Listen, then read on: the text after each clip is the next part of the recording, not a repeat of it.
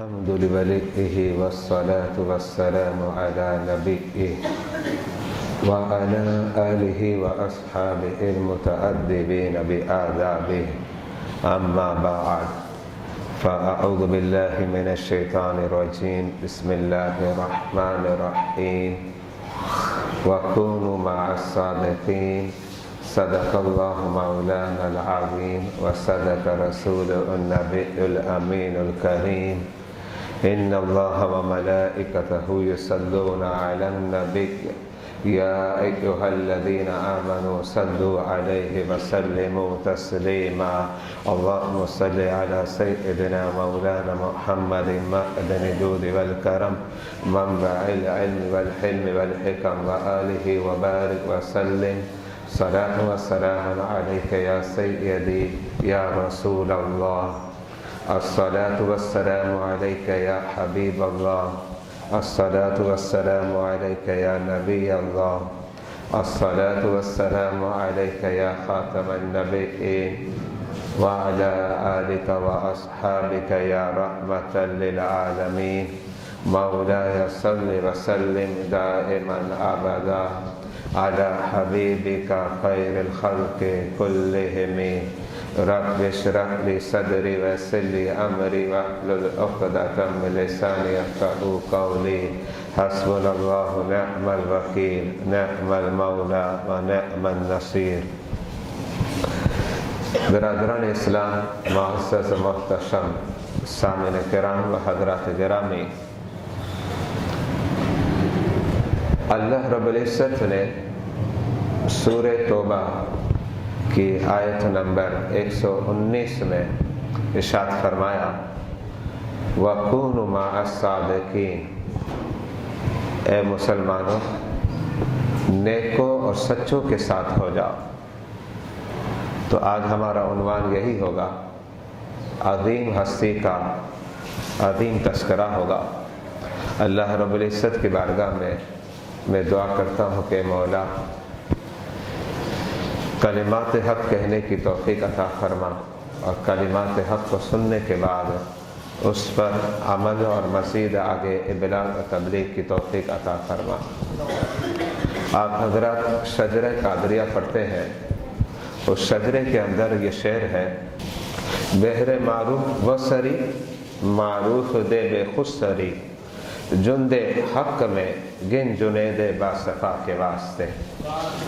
اس مصرے میں اور اس شعر کے اندر سلسلہ قادریہ کے 3 اکابر کا تذکرہ ہے۔ ان میں ایک تو حضرت سیدنا معروف کرکی ہیں اور ایک تذکرہ حضرت سیدنا جنید بغدادی کا ہے، لیکن حضرت سیدنا معروف کرکی اور جنید بغدادی ان دونوں کے بیچ میں واسطہ حضرت سیدنا سری سختی کا ہے، جس کا مطلب یہ ہوا معروف کرکی کے خلیفہ اور مرید حضرت سیدنا سری سختی ہیں اور جنید بغدادی کے شیخ اور مرشد حضرت سیدنا سری سختی ہیں۔ حضرت سیدنا سری سختی کہ اسم گرامی کے متعلق کتابوں میں درج ہے، آپ کا نام سر الدین ہے اور آپ کی کنیت ابو الحسن ہے، لیکن آپ مشہور سری سختی سے ہیں۔ آج بھی دنیا آپ کو سری سختی کے نام سے یاد کرتی ہے، اور آپ کا جو زمانہ ہے اس زمانے میں بر عظیم اولیاء کرام حیات تھے، جن میں ایک کا نام حضرت سیدنا بشر حافی ہے اور ایک کا نام حضرت سیدنا بایزید بستامی ہے۔ یہ بڑے بڑے اکابر اولیاء کرام کا دور ہے، لیکن اس کے باوجود بغداد کے بڑے صوفیاء اس بات کو ذکر کرتے ہیں کہ امام البغدادیین، یعنی بغداد میں جملہ صوفیاء کے امام اور پیشوا حضرت سیدنا سری سختی کی ذات بابرکت ہے۔ تو آج اس عظیم ہستی کا تذکرہ آپ کے سامنے پیش کرتا ہوں۔ ایک مرتبہ حضرت سیدنا سری سختی سے کسی نے پوچھا کہ بتائیں آپ اس عظیم مرتبہ پر کیسے فائد ہوئے؟ آپ رب کے بڑے پیارے بن گئے ہیں، رب کے پسندیدہ ہے۔ اس کی وجہ کیا ہے؟ حضرت سیدنا سری سختی نے جو وجہ بیان کی وہ قابل توجہ ہے، اور اس وجہ میں دو باتیں ہیں۔ ایک بات تو دعا ہے کہ دعا کی برکت ہے، اور دوسری بات اس کے اندر جو آپ نے پیش فرمائی وہ کسی اہل نظر کی نظر ہے۔ اور میرے آقا علیہ الصلوۃ والسلام ارشاد فرماتے ہیں النظر حق، نظر حق ہے۔ اس کا مطلب یہ ہے کہ جب نظر پڑتی ہے تو پھر اس کے اثرات ہوتے ہیں، لیکن یہ بات ذہن میں رکھے گا، اس کا ایک مشہور معنی تو یہی ہے کہ نظر لگتی ہے۔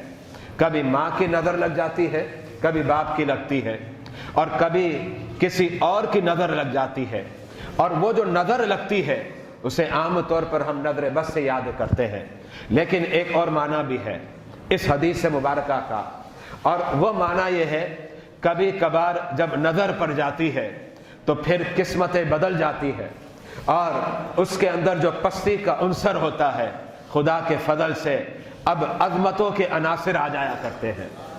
اب ایسی نظر بھی ہوتی ہے، اس سے کہتے ہیں ایک نظر نظر بد ہوتی ہے، لیکن ایک نظر نظر حسن ہوا کرتی ہے۔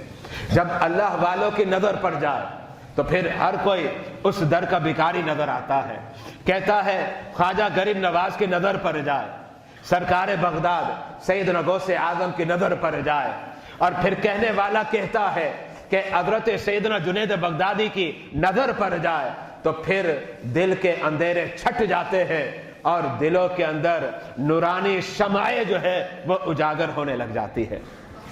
تو حضرت سیدنا سری سختی فرماتے ہیں میں تو کاروبار کرتا تھا، میری دکان اور شاپ تھی، اور چیزوں کو فروخت کریا کرتا تھا۔ فرمایا ایک مرتبہ ہمارے زمانے کے عظیم ولی حضرت سیدنا ابیب رائی تشریف لے آئے۔ حضرت سیدنا ابیب رائی سرکار داتا گنج بخش علی حجویری کے مشائخ میں ہے۔ فرماتے ہیں حضرت سیدنا ابیب رائی میری دکان پر آئے، آپ کے ساتھ ایک یتیم بچہ تھا۔ آپ نے ارشاد فرمایا اے سری سختی، میں چاہتا ہوں کہ اسے شلوار قمیض کا ایک سوٹ جو ہے تم دلا دو۔ حضرت سیدنا سری سختی فرماتے ہیں جب حضرت ابیب راہی نے فرمایا میں نے فوراً لبیک کہہ دیا۔ میں نے کہا حضرت آپ حکم فرمائیں، میں اس یتیم کو ایک سوٹ دلا دیتا ہوں۔ فرمایا جب میں نے سوٹ دلا دیا تو ایک طرف تو حضرت حبیب رائی کی نگاہ مجھ پر پڑ گئی، اور میں جن پستیوں میں تھا اب اللہ کے فضل سے پستی میرے مقدر سے ختم ہو گئی، اب میں بلندیوں کی طرف گامزن ہو گیا۔ حضرت سیدنا سری سختی فرماتے ہیں حضرت سیدنا حبیب رائی نے رب کی بارگاہ میں دعا کی، اے مولا اس کے دل سے دنیا کی الفت اور طمع کو نکال دے، مولا تیری محبت عطا فرما دے۔ حضرت سیدنا سری سختی فرماتے ہیں نگاہ انتخاب بھی پڑ گئی اور دعا رب نے قبول فرما لی۔ آج جو مجھے مقام اور رتبہ ملا ہے یہ حضرت سیدنا حبیب رائی کی نگاہ انتخاب تھی، اور ان کا رب کی بارگاہ میں دعا کرنا تھا۔ اب رب نے مقام کتنا بلند دیا میں اس کی وضاحت کرتا ہوں، قابل توجہ ہے۔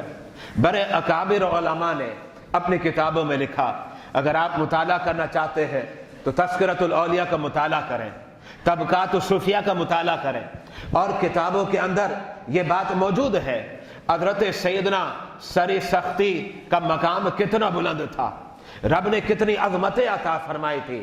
حضرت سیدنا سری سختی ایک مقام سے گزر رہے ہیں، آپ نے دیکھا ایک شرابی شراب کے نشے میں دت ہے، شراب کے نشے میں مسحور ہے، اچانک جو ہے اس پر غشی طاری ہو گئی، حالت غشی میں گر پڑا، زمین پر پڑا ہوا تھا، کوئی اس کی طرف التفات نہیں کرتا، دیکھتا نہیں ہے۔ فرمایا میرا گزر اس کے قریب سے ہو گیا، میں نے دیکھا شراب کے نشے میں مست تو ہے لیکن اس کی زبان پر خدا کا ذکر ہے، اللہ اللہ کی صدا کر رہا ہے۔ جب میں نے اس کی اس کیفیت کو دیکھا اور اس انداز کو دیکھا میں نے سوچا خدا کا ذکر اور ایسا منہ، کہ جس منہ میں گندگی ہے اور غلاظت ہے اور نشے کے اثرات ہے، نشے کے اثرات بھی ہوں اور خدا کا ذکر بھی کرے، میں نے اپنے مریدوں کو کہا پانی لے کر آؤ، پانی لایا گیا، میں نے اس کے منہ کو دھویا، اس کے منہ کو صاف کر دیا، اس لیے کہ میرا دل اس بات کو گوارا نہیں کر رہا تھا کہ جس حلق سے نشہ اور شراب اتر رہی ہو اسی زبان سے جو ہے یہ اللہ اللہ کی صداؤں کو بلند کر رہا ہو، تو اللہ کا ذکر پاکیزہ زبان سے ہوا کرے، اللہ کا ذکر پاکیزہ زبان سے ہوا کرے، اس لیے میں نے اس کے منہ کو پانی سے صاف کر دیا۔ فرمایا رات کا وقت ہوا، میری آنکھ لگ گئی اور غیبی ندا ہو گئی، کہا اے سری سختی، تم نے ہماری خاطر ہمارا ذکر کر رہا تھا، تم نے ہماری خاطر اس کے منہ کو صاف کیا ہے، سری سختی سن لو، ہم نے تمہاری خاطر اس کے دل کو صاف کر دیا ہے، تم نے ہماری خاطر اس کی زبان کو صاف کیا ہے، اس کے منہ کو صاف کیا ہے، ہم نے تمہاری خاطر، قابل توجہ لفظ ہے، رب کی طرف سے کہا جا رہا ہے تمہاری خاطر، اس کا مطلب یہ ہے ایک نگاہ پری حبیب رائی کی اور نظر انتخاب پر گئے تو سری سختی بن گیا، اور جب سری سختی کی نظر انتخاب پر گئی تو پھر کیا ہوا آپ سنیے، تہجد کا وقت ہو گیا، اور اس زمانے میں، آج کل تو فجر میں بھی لوگ غائب ہوتے ہیں، لیکن اس زمانے میں کیا ہوتا، لوگ نماز تہجد کے لیے بھی اس قدر کثرت سے مسجد کے اندر آ جاتے کہ آج کل فجر میں بھی اتنے نمازی نہیں ہوتے ہوں گے، تہجد پڑھنے کے لیے مسجد میں حاضر ہو جاتے تھے۔ حضرت سیدنا سری سختی پابندی کے ساتھ مسجد میں آتے اور نماز تہجد کو ادا فرماتے، لیکن نظر انتخاب پر گیا اور رب کی طرف سے بشارت دے دی کہ تم نے ہماری خاطر اس کے منہ کو صاف کر دیا، ہم نے تمہاری خاطر اس کے دل کو صاف کر دیا۔ حضرت سیدنا سری سختی فرماتے ہیں وہ شخص جو آج سے قبل شرابی تھا، آج سے قبل شرابی اور جواری اور کبابی تھا، میں نے دیکھا نماز تہجد میں حاضر ہے، نماز تہجد میں حاضر ہے، میری نگاہیں تکتی رہ گئی، کبھی رکوع کے سوگات پیش کرتا ہے، کبھی سجود کے نذرانے اور گلدستے رب کی بارگاہ میں پیش کرتا ہے، لیکن یہاں میں یہ بات بھی تو واضح کرنا چاہ رہا ہوں جو قابل توجہ ہے، میں تو آپ کو یہ بھی تو بتانا چاہ رہا ہوں کہ دیکھیں حضرت سیدنا سری سختی کا مقام کتنا بڑا ہے، رب کی طرف سے یہ کہا جاتا ہے تیرے خاطر دل کو صاف کر دیا، تیرے خاطر دل کو صاف کر دیا۔ حضرت سیدنا سری سختی کو رب نے بڑا بلند مقام دیا، بڑا بلند مقام دیا، اور اتنا عظیم مقام دیا کہ جن کے تذکرے جنید بغدادی گاتے ہیں، جن کے تذکرے حضرت سیدنا جنید بغدادی گاتے ہیں، حضرت سیدنا سری سختی کی نصیحت سنانا چاہ رہا ہوں، آپ اسے بھی سنیے۔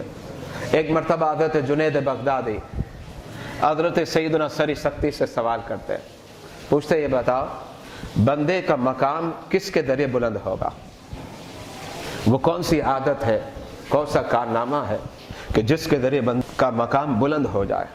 حضرت سیدنا سری سختی اپنے مرید جنید بغدادی، اپنے جانشی جنید بغدادی سے ارشاد فرماتے ہیں، فرماتے چار خصلتیں ہیں، اربع خصال ترفع الابدا، چار خصلتیں، اگر چار خصلتیں آ جائے نا، یاد رکھنا اب وہ بندہ عظمتوں کو چھو رہا ہوگا، اس کے دل کی گندگی ختم ہو جائے گی، دل کے اندر جو آلودگی ہے وہ آلودگی ختم ہو جائے گی، اور بندہ جو ہے اب عرش کی سیر کر رہا ہوگا، اب آسمانوں کی سیر کر رہا ہوگا۔ اس سیر میں ہوائی جہاز کی ضرورت نہیں ہے، اس سیر میں جو ہے راکٹ کی ضرورت نہیں ہے، بلکہ مقام بہت بلند ہو جائے گا، بہت عظیم مقام ہو جائے گا۔ اور وہ چار چیزیں، وہ چار خصلتیں اور چار اوصاف میں آپ کے سامنے اس لیے پیش کرنا چاہ رہا ہوں تاکہ جب ہم بزرگوں کے واقعات سنیں تو جو ان کی تعلیمات ہیں ہم انہیں بھی اختیار کریں، اور تعلیمات کو اختیار کرنا یاد رکھیے گا یہ ہمارے لیے فوز و فلاح کا سبب ہے، ہماری کامیابی کا وہ سبب ہے۔ حضرت سیدنا سری سختی अपने मुरीद ख़ास जानशी ख़ास जुनैद बगदादी से फरमाते हैं, अरबऊ खिसाल तरफ़उल अब्दा, 4 खसलतें आ जाए तो उस बंदे का मकाम बुलंद हो जाता है। फरमाया पहली खसलत क्या है? अल इल्म, पहली खसलत इल्म है। आपने अव्वल जिसका नाम लिया वो इल्म है। अब इसका मतलब क्या हुआ? इल्म से इंसान का मकाम बुलंद होता है। इसीलिए तो मेरे आका अलैहिस्सलातु वस्सलाम ने फरमाया अल उलमा वरसतुल अंबिया, जो इल्म के मुजस्सम और पेकर होते हैं ये आम लोग नहीं हैं बल्कि अंबिया के वारिस हैं, अंबिया किराम के वारिस है। तो पहली चीज़ जिसका तस्करा है वो इल्म है। यहाँ तक कि सरकार बगदाद सैयदना गौसे आज़म का जो आप कसीदा गौसिया पढ़ते हैं, कसीदा गौसिया के अंदर ये मिसरा भी तो आपने पढ़ा होगा, दरस्तुल इल्म हत्ता सिरतु कुतबा। सरकार बगदाद सैयदना गौसे आज़म फरमाते हैं मैं इल्म हासिल करता रहा और इल्म के हुसूल की बरकत से रब्बे जलील ने मुझे मकाम में कुतबियत पर फाइज फरमा दिया। अब देखें इल्म ने कहाँ से कहाँ पहुँचा दिया और मकामात कितने तय हो गए, मदारिज और मरातिब कितने तय हो गए। मकाम कुतबियत विलायत का पहला दर्जा नहीं है, ये बात ध्यान में रखेगा। विलायत के कसीर दराजात को तय करने के बाद आप मकाम कुतबियत पर फाइज होंगे।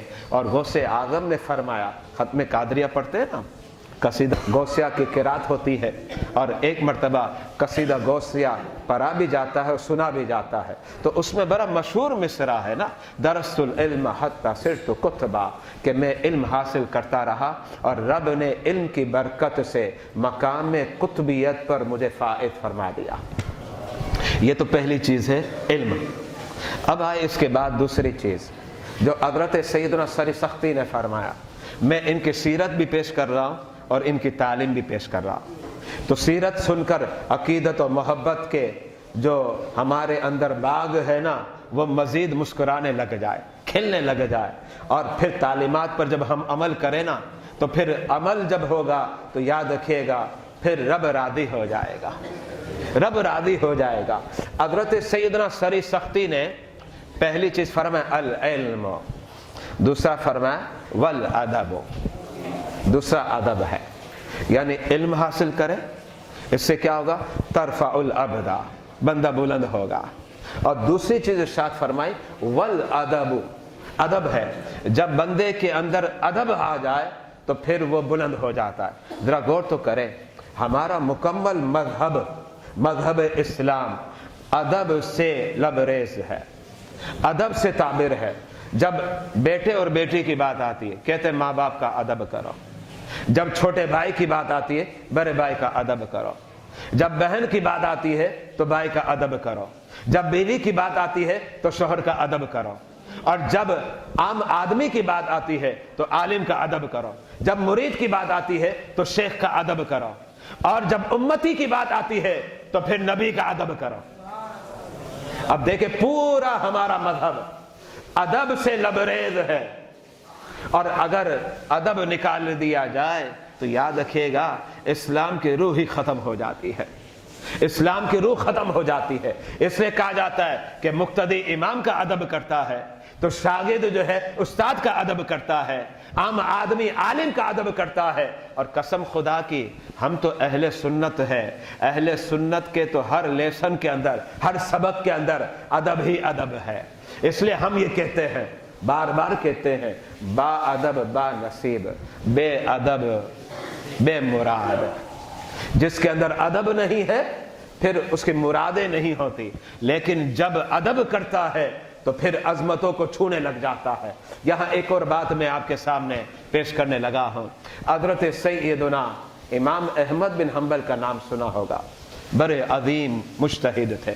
4 आइम्मा हैं, इमाम आज़म अबू हनीफा, हज़रत सैयदना इमाम शाफ़ई, हज़रत सैयदना इमाम मालिक और हज़रत सैयदना इमाम अहमद बिन हम्बल। और ये बात काबिल तवज्जो है, सरकार बगदाद सैयदना गौसे आज़म खुद हम्बली थे, आप हम्बली थे, हम हनफी हैं। दाता गंजबख्श अली हजवेरी हनफी थे, ख्वाजा गरीब नवाज जो है وہ حنفی تھے، حضرت سیدنا بابا فرید الدین گنج شکر وہ حنفی تھے، اور اس کے علاوہ بڑے بڑے اکابر وہ حنفی تھے۔ تو الحمدللہ ہم حنفی ہیں، لیکن سرکار بغداد سیدنا غوث اعظم جو ہے وہ حنبلی تھے، حضرت سیدنا امام احمد بن حنبل کے مقتدی ہیں۔ آپ کا امام سرکار بغداد سیدنا غوث اعظم کے جو امام اور پیشوا حضرت سیدنا امام احمد بن حنبل ہے۔ حضرت سیدنا امام احمد بن حنبل ایک مقام پر وضو فرما رہے تھے، اب وہ جو نہر جا رہی تھی وہ تھی سلوپ میں، یعنی اس طریقے سے جیسا آپ دیکھ رہے ہیں، اوپر کی جانب ایک شخص وضو کر رہا ہے اور نیچے حضرت سیدنا امام احمد بن حنبل وضو کر رہے تھے۔ وضو کے کچھ حصہ کر چکا ہے، اس کی اچانک نظر پڑ گئی حضرت سیدنا امام احمد بن حنبل پر۔ جب نظر پڑی تو سوچنے لگا میں اوپر وضو کرتا ہوں، یہ نیچے وضو کر رہا ہے، یہ اچھا نہیں لگتا۔ اب یہ کوئی فرض اور واجب کی باتیں نہیں کر رہا، بات میں آپ کو ادب کی سکھلا رہا، اس لیے کہ ہمارا مذہب ادب سے تعبیر ہے۔ قسم خدا کی جان اسلام ادب ہے تو روح ایمان ادب ہے۔ یہ بات ذہن میں رکھے گا کہ جان بھی جو ہے اسلام کی ادب ہے اور روح بھی جو ہے وہ اسلام کی ادب ہے۔ یہی تو وجہ ہے کہ جب بچہ اسکول میں جاتا ہے یا کالج میں جاتا ہے تو وہاں وہ بچہ اور طالب علم جو ہے اپنے استاد کو آنکھیں دکھلاتا ہے، لیکن جب ہماری درسگاہ میں بچہ پڑھتا ہے تو استاد جب آنکھیں دکھلاتا ہے تو طالب علم آنکھوں کو جھکا لیتا ہے۔ یہ فرق ہے، اس لیے کہ جب مدرسے میں جاتا ہے تو اسلام سکھلایا جا رہا ہے، وہ قرآن سکھلایا جا رہا ہے، حدیث کو سکھلایا جا رہا ہے، اب ادب کی تعلیم ہوتی ہے۔ لیکن ہمارے بچے جب اسکول میں جاتے ہیں، ہمارے بچے جب کالج میں جاتے ہیں، ہمارے بچے جب یونیورسٹی میں جاتے ہیں تو پھر وہاں کہاں ادب سکھلایا جا رہا ہے؟ وہاں تو شاگرد استاد کو آنکھ دکھلاتا ہے، اور مدرسے میں جب استاد جو ہے آنکھ دکھلائے تو پھر یہ طالب علم اپنی نگاہوں کو جھکا لیتا ہے، پھر با ادب دست بستہ کھڑا رہتا ہے، میرے استاد نے کہا ہے۔ اور میرا استاد جب غصہ کرتا ہے تو میں یہ سوچتا ہوں کیا طریقہ ہو جس کے ذریعے میرے استاد کا غصہ ختم ہو جائے۔ تو بات ادب کی چل رہی ہے، تو اسلام کی جان ادب ہے، اسلام کی روح ادب ہے۔ حضرت سیدنا احمد بن حنبل، امام احمد بن حنبل وضو کر رہے نیچے اور وہ اوپر وضو کر رہا ہے، کھڑا ہو گیا، کہا اب میں وضو یہاں نہیں کروں گا۔ کیا وضو کو چھوڑ دو گے؟ نہیں، وضو تو کرنا ہے، اس کو تھوڑی چھوڑنا ہے۔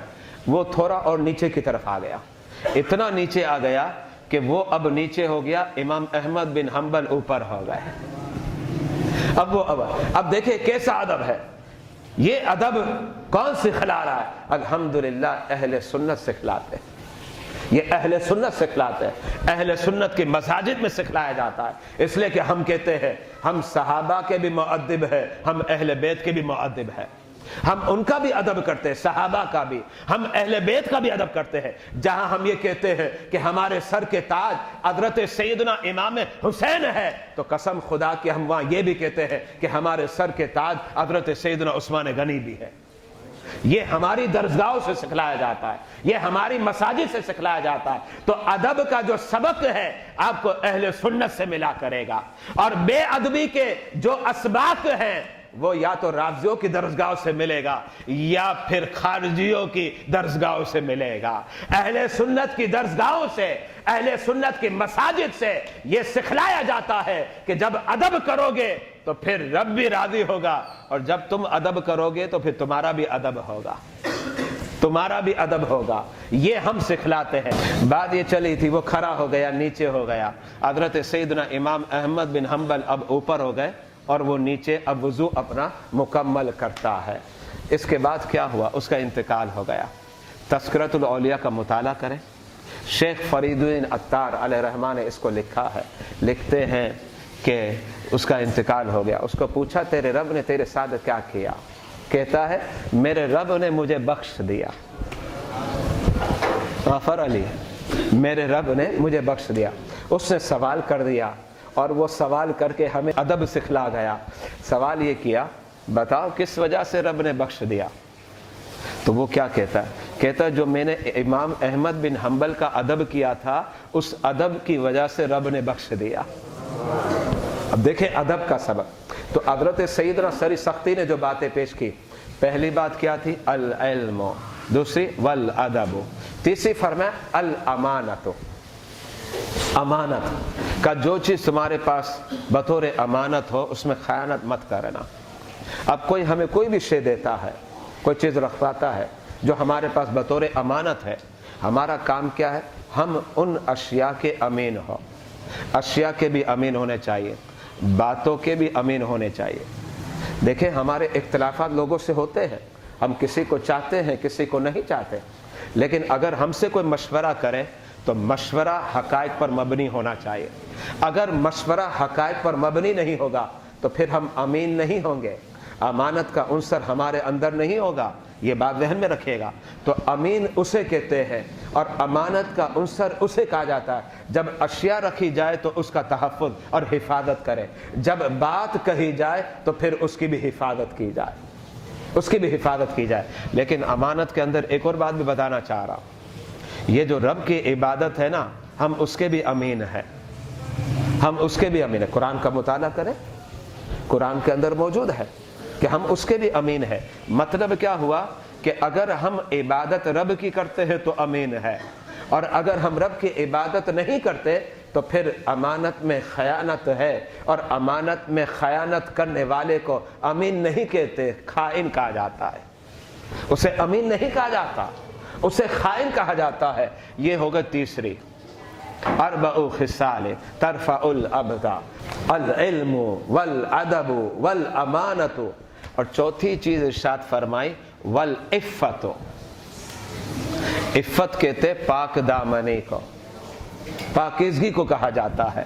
اس کا مطلب یہ ہے وہ اپنی زبان کی بھی حفاظت کرتا ہے، اپنی نگاہ کی بھی حفاظت کرتا ہے، اور جہاں وہ اپنی زبان اور نگاہ کی حفاظت کرتا ہے وہاں وہ اپنی شرمگاہ کی بھی حفاظت کرتا ہے۔ یہ چار خصلتیں ہیں بقول حضرت سیدنا سری سختی کے۔ اگر چار خصلتیں، چار اوصاف ہمارے اندر آ جائے تو فرمایا ترفع العبد، اب تو قدم زمین پر رکھے گا، تیرے تذکرے عرش پر ہوا کریں گے۔ تو چل رہا ہوگا، قدم رنجا ہوگا زمین پر، لیکن تیرے تذکرے بطور اجتماع، بطور اجتماع۔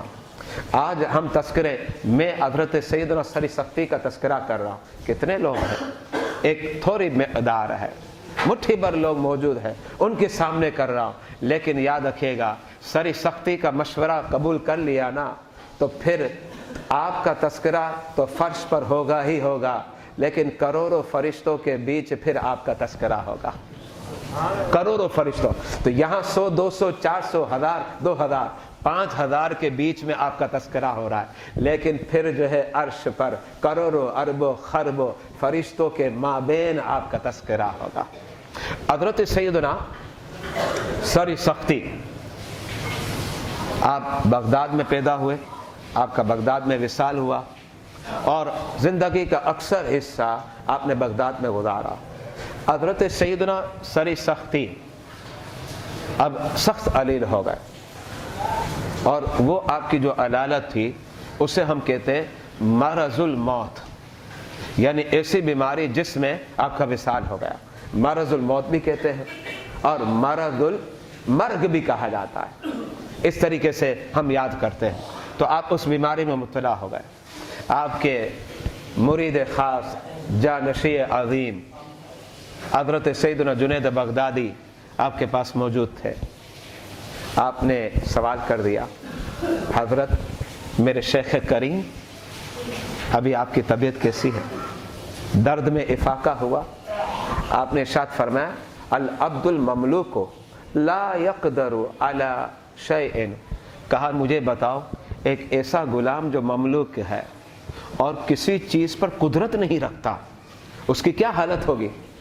تو حضرت جنید بغدادی نے فرمایا اچھا، فرمایا وہی حالت میری ہے، العبد المملوک لا يقدر على شیء، ایسی حالت ہے۔ حضرت جنید بغدادی اس وقت عرض کرتے ہیں حضرت کوئی نصیحت فرما دیں، کوئی نصیحت۔ बड़ी बेहतरीन नसीहत है। मैं कहता हूँ उसे दिल में सजा लो, दिल में टाँक दो। ये दुनिया के जो बगीचे है ना, उसमें वो हुस्न नहीं है, लेकिन जब आप अमल करेंगे तो आपके दिल में उससे ज़्यादा हुस्न आ जाएगा। ये लाइटिंग करके, चरागा करके, जब जो है साल चेंज होता है, कितना हसीन माहौल बनाने की कोशिश की जाती है, लेकिन याद रखिएगा दुनिया के लोग जितना भी हसीन माहौल बना दे और उसमें बेहयाई का उनसर तो कसरत से होता है, अल अमान वल हफीज, लेकिन बेहयाई का उनसर ना हो, इसके बाद उस माहौल को बड़ा खूबसूरत बना ले। लेकिन उस माहौल में वो खूबसूरती नहीं है, जब आप अमल करके देखेंगे तो आपके दिल में वो हुस्न नजर आएगा, वो हुस्न नजर आएगा। हज़रत सैयदना सरी सख्ती से पूछा, शेख करीम, मुर्शिद करीम, इरशाद तो फरमाए, कोई नसीहत कह दे। तो हज़रत सैयदना सरी सख्ती ने फरमाया कि याद रखना, मखलूक की सोहबत के लिए और मखलूक की सोहबत की खातिर खुदा से गाफिल मत होना। जुमले बड़े मुख्तसर है। मखलूक की सोहबत की खातिर खुदा से गाफिल मत होना, इसलिए कि जब भी लोगों की बात आए तो तरजीह अपने रब को देना। कहते तू साइड में रहे, अव्वल मेरा रब है, फर्स्ट मेरा रब है, जो मेरा रब चाहेगा मैं वो करूँगा। तेरी दोस्ती अपने जेब में रख, तेरी ममता अपने पास रख, तेरी शफकत अपने पास रख, बस अव्वल मेरा रब है, इसके बाद सब कुछ है। फिर माँ की ममता भी है, बाप की शफकत भी है, दोस्तों का दोस्तानापन भी है, ये सब बाद में है। फरमा याद रखना, ऐसा ना हो कि तू जो है लोगों की संगत की बिना पर, लोगों की सोहबत की बिना पर अपने रब को भूल जाए। अब नसीहत कितनी अहम है। नसीब वाले अमल करते हैं, नसीब वाले अमल करते हैं। रब की बारगाह में दुआ है, ए मौला वो नसीब वाले और मुकद्दर वाले अपने फजल से हमें बना दे। आमीन आमीन। बेजा नबी अल अमीर करीम। वाखिर दाअवाना अल्हम्दुलिल्लाहि रब्बिल आलमीन।